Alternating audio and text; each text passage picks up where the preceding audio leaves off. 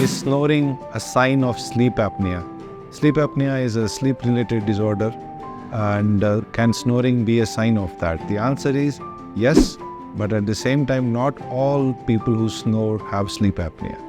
Especially those who have loud snoring, they can have sleep apnea. When you say loud snoring means spouse who's sleeping next to you is unable to sleep because of your snoring, or if your snoring is heard outside the room, then it is called loud snoring.